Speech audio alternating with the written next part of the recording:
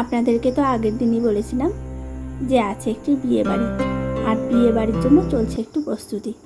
তাই আর দেরি করব না, একটু সাজুগুজু করে বেরিয়ে পড়ব। বলুন তো মেয়ে আর মাকে কেমন লাগছে?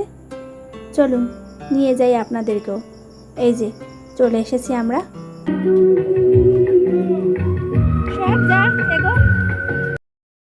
এই লজটিতেই অনুষ্ঠানটি সম্পন্ন হবে।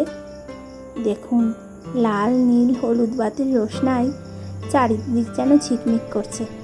আর ওই যে দূরে দেখতে পাচ্ছেন, ওটি একটি শিব মন্দির। চলুন এবার ঢুকে পড়া যাক। একগুচ্ছ ফুলের রাশি দিয়ে সাজানো এই গেটটি দেখে মনটি যে কী ভালো লাগলো। চলুন আর বেশি দেরি করব না, চটপট সিঁড়ি দিয়ে এবার উঠে পড়া যাক। আরেকবার ফিরে দেখে নিচ্ছি, কী যে ভালো লাগছে দেখতে। আর ওই লাল নীল বাতির রোশনায় যেন গেটটি আরও সুন্দর লাগছে।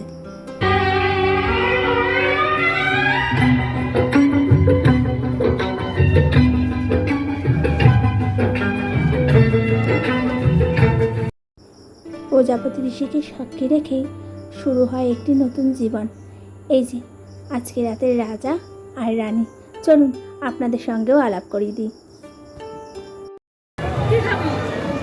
যা যা সমা যা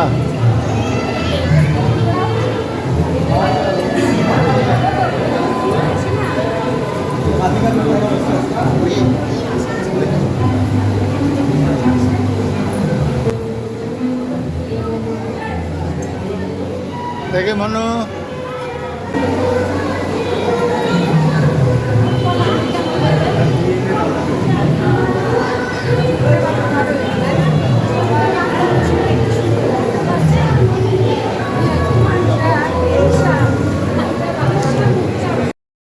চারিদিকটি যেন আলোয় ঝলমল করছে। এই যে মাথার উপরে ঝুলছিল, তাই দেখে মনে হলো বাড়িতে একটি হলে মন্দ হয় না।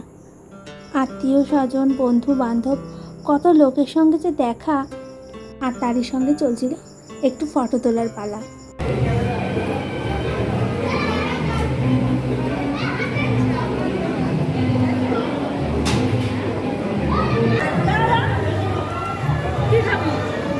যা